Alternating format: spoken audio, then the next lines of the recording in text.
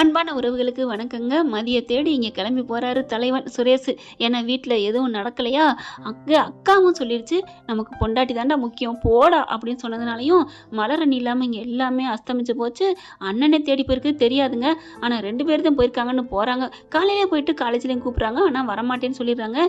இப்போ நைட்டுக்கு மேலே ஆத்தாப்பனுக்கு தெரியாமல் போகிறாரு. அங்கே காலிங் பெல் அமுக்குனா இங்கே என்ன பண்ணுறாங்க, தங்கராஜும் பாக்கியராஜும் மலரும் அவ்வளோ அழகாக மாடியில் இருந்துட்டு சூப்பராக பேசிகிட்டு இருக்காங்க. நட்சத்திரத்தை ரசித்து மதியம் போயிட்டு என்னக்கா ஹாப்பியா அப்படிங்கல, எனக்கு ரொம்ப சந்தோஷமா இருக்கு, அதை எடுத்துட்டு வா மலரு, இதை எடுத்துட்டு வா. ஐயோ அப்படின்னு சொல்லல. ஐயோ அக்கா, இப்போ மலருக்கான்னு கூப்பிட்டு வந்தனே, என்ன எதுவும் நினைக்க போறியா? சேச்சா அப்பெல்லாம் நினைக்கல. வேற ஏதாவது இந்தாங்க சூடா அப்படியே காப்பி குடிச்சிட்டு மேலே பாருங்க, அப்படியே சூப்பராக இருக்கும் அப்படின்னு கொடுத்துட்டு போறாங்க. மதி அப்படின்னு கூப்பிட, என்னக்கா நீ எனக்கு போன ஜென்மத்தில் தங்கச்சியா பிறந்தியா? தெரியலையே. தங்கச்சியா பிறந்திருக்க மாட்டேன்.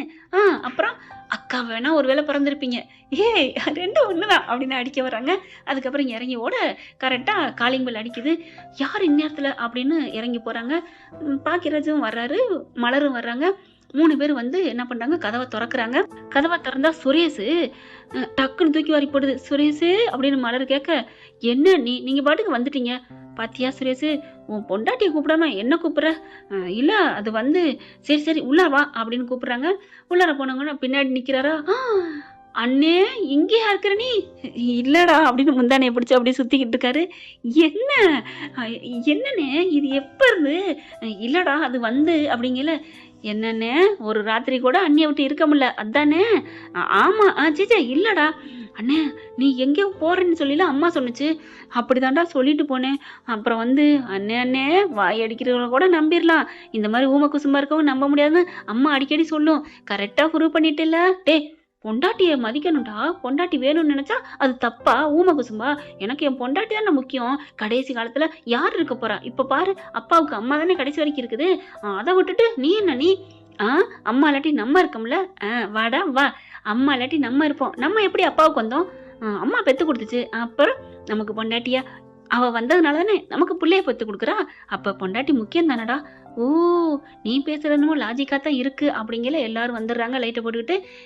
என்ன மாப்பிள்ள வாங்க அப்படின்னு சேர் எடுத்து போடுறதும் அப்படி ஒரு மரியாதை கொடுக்குறாங்க. அதுக்கப்புறம் இருங்க போய் பால் கொண்டு வரேன்னு மாமியாக்காரி ஓடுறாங்க. அப்ப மதி இருந்துட்டு, ஷோ அடங்க மாட்டேங்குது, எல்லார் வீட்லயும் இந்த மருமையினால இப்படித்தான் போல இருக்கு அப்படின்னு நினைக்கிறாங்க.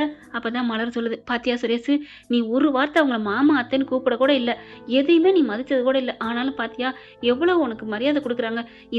இதுதான் பொண்ணை பெற்றவங்க. பாவம் சுரேஷ், கொஞ்சமாவது அவங்க முன்னாடியாவது மதி கூட கொஞ்சம் நல்லா பேசேன். நீ அவங்ககிட்ட கொஞ்சம் வேணாம் குழாவ வேணாம், கொஞ்சம் நல்லா பேசு அப்படிங்கல. மதியை பார்க்க அப்படின்னு மதி திரும்ப, பார்த்தீங்களா எப்படி விடுக்குன்னு திரும்புறா. ஆமா நீ என்ன அன்பா பேசுனியா அவங்க வந்து மச்சான் அத்தான்னு வர்றதுக்கு அப்படின்னு சொல்ல, அதெல்லாம் கடக்கட்டும் அண்ணே எப்படிண்ணே நீ எப்படிண்ணே? அதான் அம்மாவே சொல்லுமே பொண்டாட்டி தாசான்னு. அம்மா வார்த்தையை நான் நிறைவேற்றிட்டேன்டா அண்ணே அப்படின்னு சொல்லி அடிச்சுக்கிட்டு விரட்டிக்கிட்டு வராங்க. அதுக்கப்புறம் வீடே கலகலன்னு இருக்குங்க. அர்த்த ராத்திரின்னு கூட பார்க்காம அப்படி ஒரு ஜேஜேன்னு இருக்கு. அப்படி ஒரு சந்தோஷமா பேசுறாங்க. மதியோட தங்கச்சி மாமா அப்படி சொல்லிட்டு ஜாலியாக கதை பேசி விளையாடுறாங்க. டக்குன்னு பார்த்தீங்கன்னா காஃபி கொடுக்குறேன்னு அது இதுன்னு பண்ணிக்கிட்டு, சுரேஷ் வந்து எனக்கு பசிக்குது அப்படின்னு அண்ணியை பார்த்து கேட்க, அன்னிக்கு தூக்கி வாரி போடுது. சுரேஷ் சாப்பிடலையா அப்படி கேட்கல.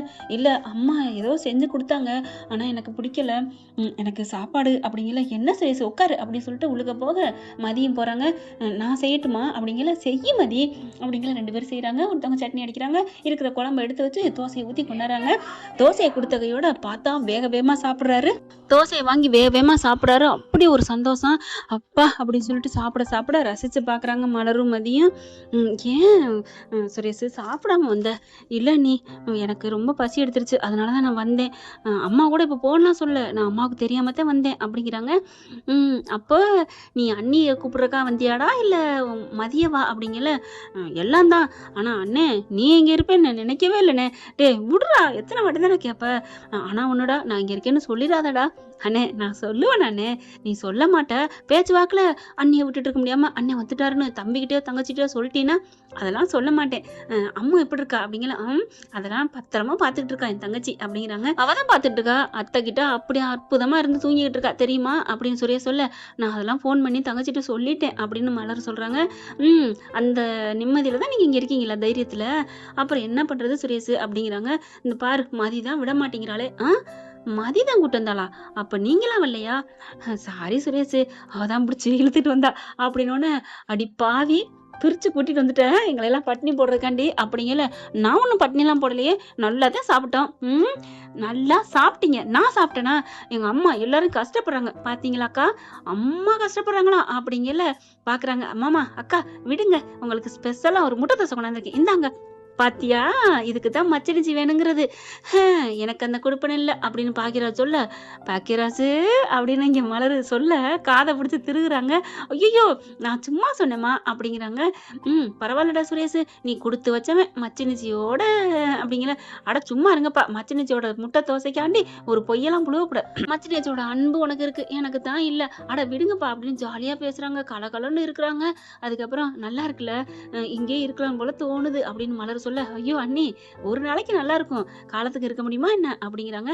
சரி எந்த ரூம்ல தூங்கலாம் அப்படிங்கல, என் ரூம்ல எடுத்துக்கங்க அப்படின்னு மதியோட தங்கச்சி சொல்லுது. நீங்க அங்க போய் படுத்துக்கங்க. வேணாம் மலரக்கா, நீங்க அங்க போய் படுத்துக்கங்க. நீங்க அங்க இருங்க, நாங்க வரண்டால படுத்துக்கிறோம், தங்கச்சி கூட இருந்துக்கிறோம் அப்படிங்கிறாங்க. உடனே அவங்க அம்மா அப்பா, இல்லப்பா நாங்க படுத்துக்கிறோம், நீங்க 2 பேரும் போங்க அப்படின்னு மலர படுக்க சொல்ல, இல்ல வேணாமா, இங்க பாரு, நீங்கள அப்பா அம்மா நினைக்கிறியா இல்லையா, நான் உங்களை பொண்ணாத்தான் நினைக்கிறேன். வீட்டுக்கு வந்த பொண்ணையும் மருமையனையும் ஹால்லையா படுக்க வைப்போம், அது நல்லாவா இருக்கும், போய் உள்ளார படுங்க அப்படின்னு சொல்ல சரின்னு சொல்லிடுறாங்க. அதட்டி பேசணுன்னு உடனே மதி தங்கச்சி என்ன பண்ணுது, அப்பா அப்ப அவங்க பொண்ணு மருமைய, மதியக்காவும் மாமாவும் பொண்ணு மருமைய, அப்ப நானும் என் வீட்டுக்கார வந்தா எங்க படுக்க போடுவீங்க, 2 ரூம் தானே இருக்கு அப்படி சொல்ல, அப்படின்னு காதை பிடிச்சு மதி அம்மா திருகுறாங்க. மாடி இருக்கே, மாடியில படுக்க போடுவீங்களா, அங்க ஒரு ரூம் கட்டிட முடி அப்படி சொல்ல, பாத்ரூமோட தானே, ஐயோ போடி அப்படின்னு வரட்ட. ஆமா ஏன் அவ அப்படி கேக்குறா, அவ அடிக்கடி பாத்ரூம் யூஸ் பண்ணுவா அப்படி சொல்ல, ஐயோ அம்மா போமா இதெல்லாம் சொல்லிக்கிட்டு அப்படின்னு அடிச்சுக்கிட்டு சீனிக்கிட்டு விளையாட ஜாலியா இருக்கு. இங்க சுரேஷே சிரிச்சிருந்தாருன்னா பாத்துக்கங்களேன். அவரே சிரிச்சிட்டாருன்னு மலருக்கு சந்தோஷம். மதி சுரேஷ் சிரிச்சுட்டான், பாக்கியராஜும் ஆமால சுரேஷ் சிரிச்சுட்டான் அப்படிங்கல. அண்ணே விடுனே ஓட்டாதனே அப்படிங்கிற சுரேஷ். அதுக்கப்புறம் அவங்க ரூம்ல படுக்க மதி போயிட்டு வீட்டுக்குள்ள போயிட்டு பால் கொண்டாரவா அப்படின்னு கேட்க, அதெல்லாம் ஒண்ணும் வேணாம் அப்படின்னு படுக்கிறாரு. அப்படி பாக்குறாங்க. இங்கிட்டு திரும்பி உட்கார்றாரு. நல்லா இருக்குல்ல, ஜாலியா இருக்குல்ல அப்படிங்கல. நாங்க ஜாலியா தான் எப்பவும் ஃப்ரீயா இருப்போம். ஓ அப்ப நாங்க ஜாலி இல்லைன்னு சொல்றியா? ஹலோ நீங்க தான் அப்படி சொன்னீங்க, விடுங்கப்பா நான் எதுவும் சொல்லல அப்படின்னு இங்கிட்டு திரும்புறாங்க மதி. பரவாயில்ல மதி, எனக்கு ரொம்ப பிடிச்சிருக்கு தெரியுமா. என்ன இந்த வீடு பிடிச்சிருக்கா? இல்ல அப்புறம் எது பிடிச்சிருக்கு? எல்லாம் தான் அப்படிங்கிறாங்க. பாவி மனுஷா, உன்னையும் பிடிச்சிருக்குன்னு சொல்றதுக்கு வாயில என்ன, வாயில கொலக்கட்டையா வச்சிருக்க அப்படிங்கிட்டு திரும்பிட்டு பேச, ஹலோ உங்களையும் பிடிச்சிருக்கு அப்படிங்கல. எப்படி நான் நினைச்சத சொல்லிட்டீங்க, நீங்க மைண்ட் வாஷ்ன்னு சொல்லி சத்தமா பேசிட்டீங்க. ஐயோ அப்படின்னு கண்ணை பத்திட்டு வெக்கப்பட சுரேஷ் உடனே ஒன்னும் இல்ல ஒன்னும் வெக்கப்படலாம் வேணாம், நீங்க படுங்க அப்படிங்கிறாங்க. அப்ப பிடிச்சிருக்குங்கிறத ஒத்துக்கிட்டீங்க தானே அப்படின்னு மதி கேட்க, ஒத்துக்கலாம் முடியாது, உண்மையிலே உன்னை விட உன் தங்கச்சி நல்லவங்க, உங்க அப்பா அம்மா இந்த வீடு எல்லாமே எனக்கு பிடிச்சிருக்கு அப்படிங்கல. மவனே அப்ப எல்லாத்தையும் விட என்னத்தான் பிடிச்சிருக்கு, ஆனாலும் சொல்லக்கூடாதான், கீழே விழுந்தாலும் மண்ணு ஓட்டலன்னு திமிரா இருக்கிற பாவி, நங்கு நங்கு நங்குன்னு மண்டையில கொட்டணும் அப்படின்னு சொல்ல, அதுவுமே கேக்குது. ஹலோ என்னை நங்கு நங்குன்னு கொட்டணுமா அப்படின்னு சுரேஷ் சொல்ல, என்னங்க எதா இருந்தாலும் உங்க காதுல விழுகுது, நான் மனசுல நினைக்கிறது, அடியே அடிச்சனேவேன், நீ எல்லாத்தையும் மைண்ட் வாய்ஸ்ன்னு சத்தமா பேசுற. ஓ மைண்ட் வாய்ஸ்க்கெல்லாம் நீங்க ஒரு ரிஸ்க் எடுக்க கூடாது, நீங்க ரெஸ்பான்ஸ் கொடுக்க கூடாது, அது சும்மா லொலாக்கி அப்படின்னு டக்குன்னு என்ன பண்றாங்க, போர்வை எடுத்து போத்திக்கிட்டு படுக்கிறாங்க. இவர் என்ன பண்றாரு, ஐயோ என்ன படுத்துட்டா பொசுக்குன்னு கொஞ்ச நேரம் கதை பேசலான்னு பார்த்தா இவ பாட்டுக்கு படுத்துட்டாலே. மைண்ட் வாய்ஸ்ன்னு வேணுக்குன்னே தான் பேசியிருக்கான்னு நினைக்கிறேன், அதே மாதிரி நம்மளும் பேசுவோம் அப்படின்ட்டு இவ என்ன படுத்துட்டா, இவளோட கொஞ்சலான்னு பார்த்தா படுத்துட்டா போல இருக்கே அப்படின்னு நினைக்க, ஹலோ மைண்ட் வாய்ஸ்ன்னு சொல்லி சத்தமா பேசுறீங்க, உங்களெல்லாம் கொஞ்சம் முடியாது படுங்க அப்படிங்கல. அடி பாவி கொஞ்சமானு பார்த்தா சரி ஒண்ணு ஓகே பரவாயில்ல அப்படின்ட்டு நான் வெளில போறேன் அப்படின்னு எந்திரிச்சு சுரேஷ் போக, எங்க போறீங்க அப்படின்னு எந்திரிக்கிறாங்க. ஆமா நீ தான் பேச மாட்டேங்கிற, நான் வெளில போறேன், அதெல்லாம் ஒண்ணு வேணாம் அப்படின்னு வாங்க அப்படின்னு கையை பிடிச்சி இழுத்து அப்படியே உட்கார வைக்கிறாங்க. சொல்லுங்க என்ன பேசலாம் அப்படின்னு கேட்க, ஒன்னும் இல்ல, நீ எங்கேயும் படிச்ச, என்னென்ன பண்ண, உன்னோட ஹாபிட் இதெல்லாம் சொல்லு ஏன்னா கொஞ்சம் புரிஞ்சுக்கணும் இல்லையா? ஏன்னா அண்ணி சொல்லிட்டாங்க, உங்க கூட தான் கடைசி வரைக்கும் குப்பை கொட்டணுமாமே. ஹலோ, குப்பை கொட்டணுமே, அதே தான் எனக்கும் அப்படின்னு சொல்லிட்டு திரும்ப, நான் என்னை பற்றி தெரிறதுக்கு என்ன இருக்கு அப்படின்னு சுரேஷ் சொல்ல, ஆமாம்மா உங்களை பற்றி ஒரே வார்த்தை முரடன் அப்படின்னு. ஏய் நான் முரடனா முரடனா அப்படின்னு காதை பிடிச்சி திருக, அம்மா இந்தா நிரூபிச்சிட்டீங்களே அப்படின்னு சுரேஷ்ட மாதிரி சொல்ல 2 பேரும் கொஞ்சிக்கிறாங்க. அதுக்கப்புறம் கையை எடுத்துறாங்களா. சரி இப்போ எப்போ கிளம்புறது வீட்டுக்கு? நீங்கள் தானே வந்திருக்கீங்க, நீங்கள் தான் திருட்டுத்தனமாக வந்திருக்கீங்க, போகணும், எங்களுக்கு ஒன்றும் இல்லையே அப்படிங்கிறாங்க. ஆமாம்ல நான் போகணுமே, 5 மணிக்கெல்லாம் எழுந்துச்சு போகணும், என்னை எழுப்பி விட்டுரு மதி அப்படிங்கிற சிரிக்கிறாங்க. ஏன் எதுக்கு சிரிக்கிற? இல்லை ஊருக்கே பயப்படுறாங்க உங்களை பார்த்து, ஆனால் நீங்கள் ஐயோ விடுங்க அதை வேற நான் சொல்லணுமா அப்படின்னு மதி சொல்ல, இல்லை மதி அண்ணன் எல்லாரும் இங்கே வந்து உனக்கா இருக்கிறாங்க, கிளம்பலாமா கல்லைக்கு அப்படிங்கல. நீங்கள் இருந்து கூட்டி போறீங்களா? உங்கள் அம்மாவுக்கு பயம் இல்லை? நான் ஏன் பயப்படுறேன்? இருந்தாலும் பயப்படுறேன் தான். வீட்டுக்கு போயிட்டு அம்மாட்ட சொல்லிட்டு நான் கூப்பிட வர மாதிரி வர்றேன், நீங்கள் வந்துருங்க. என்ன பண்ணுறது, உங்களுக்காக விட்டு கொடுக்குறேன் அப்படின்னு சொல்லிட்டு படுத்துடுறாங்களா. படுத்ததுக்கப்புறம் அப்படி போர்வை எடுத்துட்டு சுரேஷை பார்க்க, சுரேஷ் அப்படி நிமிந்து பார்க்குறாரு. என்ன ஒன்றும் இல்லையே அப்படின்னு திரும்பிக்கிறாங்க. ஆனால் இவங்க மதியோட அப்பா அம்மா பார்க்குறாங்க, நம்ம பொண்ணுக்காண்டி இவங்க 3 பேர் வந்திருக்காள்ல, பரவாயில்ல, இதை நம்பி ஏமாந்துடாத, இன்னும் என்ன வேணாலும் நடக்கலாம், எப்போ வேணாலும் மாறலாம், அதனால உன் பிள்ளைக்கு ஒரு புள்ள பிறக்கிற வரைக்கும் ஒன்றும் நம்ப முடியாது அப்படிங்கிறாங்க. எங்க புள்ள பிறக்கிறதுக்கு ஏதாவது நடந்தா தானங்க, இப்போ கூட 2 முறைச்சிக்கிட்டு தான் படுத்திருக்க போகுதுங்க. பேசாமல் இன்னைக்கு ஃபர்ஸ்ட் நைட் ஏற்பாடு பண்ணுவோமா, இல்லை நாளைக்கு தங்க வச்சு ஏற்பாடு பண்ணுவோமா அப்படின்னு இவங்க பேசிகிட்டு இருக்காங்க. ஓகே ஃப்ரெண்ட், பார்க்கலாம் என்ன நடக்க போகுதுன்னு. இந்த பதிவு உங்களுக்கு பிடிச்சிருந்துச்சுன்னா உங்க பொண்ணான கையில் ஒரு லைக்கை போட்டு சப்ஸ்கிரைப் பண்ணி ஆதரவு கொடுங்க அன்பு உறவுகளே. Thank you friend. இந்த வீடியோ உங்களுக்கு பிடிச்சிருந்தா தயவு செய்து லைக் பண்ணுங்க. இன்னும் அப்டேட்ஸ்க்காக சேனலை சப்ஸ்கிரைப் பண்ண மறக்காதீங்க. நம்ம கிட்ட இருக்க எல்லா சேனல்ஸோட லேட்டஸ்ட் வீடியோ அப்டேட்ஸ்க்காக மேல ரைட் சைடுல காட்டுற லிங்கை கிளிக் பண்ணி வாட்ஸ்அப் குரூப்ல ஜாயின் பண்ணுங்க. உங்களிடம் விடைபெறுவது நான் உங்கள் மெஹர்.